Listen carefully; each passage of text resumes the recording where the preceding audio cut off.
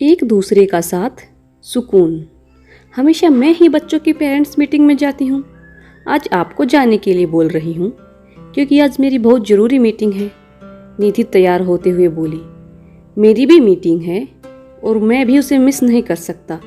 रजत धुंधलाते हुए बोला, मेरा समय पर ऑफिस पहुँचना ज़रूरी है।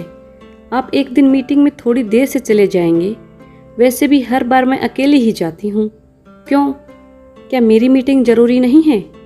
बस फिर क्या था? यही बात दोनों की लड़ाई का सबक बन गई और बात बढ़ते बढ़ते पिछले 10 साल की लड़ाइयाँ भी जुड़ती चली गई। रजत ऑफिस चला गया। निधि भी रो धोकर फ्रेश होकर ऑफिस चली गई, लेकिन उसका मन ऑफिस में बिल्कुल नहीं लग रहा था। जैसे तैसे उसने मीटिंग अटेंड की। मीटिंग खत्म होते ही अपने डेस्क पर आकर बैठ गई। मन में विचारों का तूफान उमड़ने लगा। हमेशा मैं ही क्यों झुकूं? मैं ही क्यों समझौता करूं? क्या हर जिम्मेदारी पत्नी और माँ की ही होती है? पिता और पति की कोई जिम्मेदारी नहीं। 12 साल की गृहस्थी में हमेशा मैं झुकती आई हूँ। रजत और निधि की लड़ाइयाँ पहले भी होती थी और सुलझ भी जाती थी, पर इस बार निधि का मन बहुत विचलित था। वो इतनी गहरी सोच में डूबी थी कि उसे 3-4 बार बजने वाली फोन की घंटी भी सुनाई नहीं दी। निधि घर नहीं जाना क्या?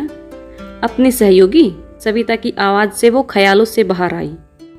रोज 5:30 बजते ही उसे घर पहुंचने की जल्दी रहती थी, पर आज उसका घर जाने का बिल्कुल भी मन नहीं था। लौटते वक्त वो मंदिर में चली गई। अंदर बहुत कुछ उमड़ रहा था। ईश्वर के सामने जैसे उसने अपने मन का दर्द उल्हेड़ दिया। क्या उसे कोई हक नहीं कि वो अपनी तरह से अपना जीवन जी सके? उसका दिल भी चाहता है उसका पति उसकी भावनाओं की कद्र करे, उसे सहयोग दे, उसके काम और मेहनत को सहराए।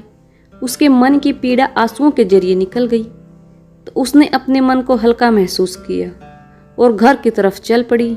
निधि ने किसी से कोई बात नहीं की और सीधे अपने कमरे में चली गई। थोड़ी देर में रजत कमरे में आया। उसके होठों पर मुस्कान थी और हाथों में चाय की ट्रे। निधि अपलक उसे देखती रही।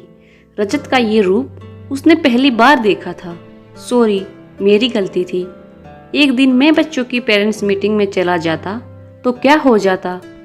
कहते हुए रजत ने ट्रे टेबल पर रखी और निधि को बाहों में भर लिया। निधि, हमारा रिश्ता नफे नुकसान या अहम का नहीं है जो तुम्हारे फोन ने उठाने से टूट जाएगा। हमारा रिश्ता तो प्यार और अपनेपन का है जो कभी नहीं टूट सकता।